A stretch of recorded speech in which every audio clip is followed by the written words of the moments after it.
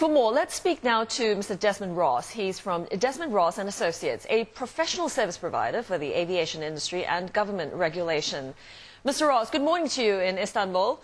The Malaysian government has apparently just received a report from the Dutch Safety Board on what I assume is their air safety investigations 1 year after the incident. So can you set the context for us as to what an air safety investigations would entail and how that might be different to what people are expecting? Yes, a lot of people don't fully understand. An air safety investigation is designed specifically to determine the cause of the accident and to learn lessons from it so that hopefully it will never occur again. Now, this particular case of an aircraft being shot out of the sky by whatever means, whether it was a missile or another aircraft that shot it down, we're still not 100% certain. To try and prevent such a thing happening again. So it will be looking at why the aircraft was in that airspace at the time, why the airspace was opened, all the factors that led to the aircraft being in a position where it was destroyed and a lot of people died. The people who are looking at that are professional air safety investigators. They are not criminal investigators normally. They are not police detectives or security agents. That's a different issue. To determine to determine who shot the aircraft down, assuming that that is correct, it's 99% certain that it was shot down, but there's still a little chance that maybe there was some other cause as well.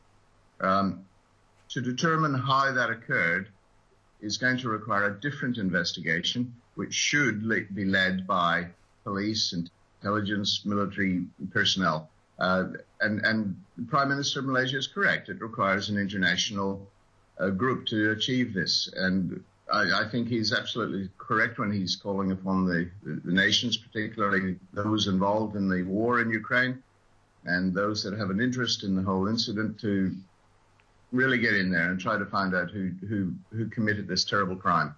Now, Mr. Ross, help us understand this bigger picture, looking away from the precise nature of any investigations.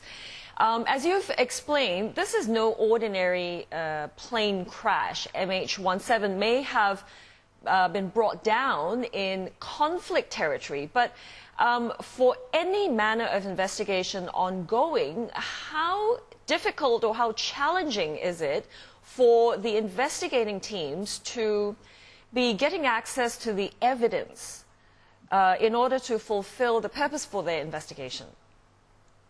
Well, it's a huge problem, and as we all know, it took them several months to even get full and proper access to the crash site because of the continuing war. There was no respect shown for the dead and for the people involved by the warring parties. They just continued on their way. Now, that was a breach of international protocols and all sorts of other humanitarian issues coming to that. But the Ukrainian authorities, in whose airspace the incident occurred and on whose land the aircraft crashed, should have, under normal circumstances, been more cooperative and been able to provide full access to the crash site, should have been able to assist the crash investigators to collect the necessary evidence. That unfortunately didn't happen. So we can't assume that they've got everything. I think they've got as much as they possibly can in the circumstances from the crash site, but I'm sure that there's still some evidence that's not been retrieved. Now, how do you find out who pulled the trigger on a weapon that perhaps shot the aircraft down? Big job.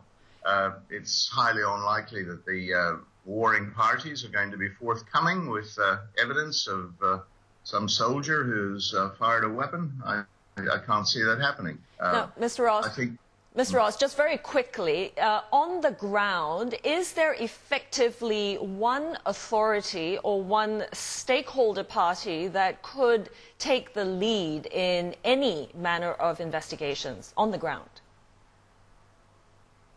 The United Nations, of course, is the organization which people are calling upon to create an international tribunal. You could consider very various police forces. But look, in reality and under normal legal terms, normal aviation protocols, it should be the Ukrainian authorities. I don't see that happening either because of the war situation.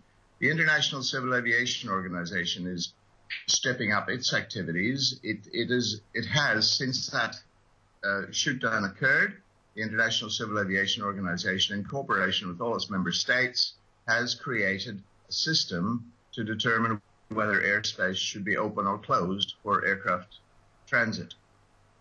On that night, there was a lot of confusion. They said the airspace was closed up to 32,000 feet, but it was safe above that.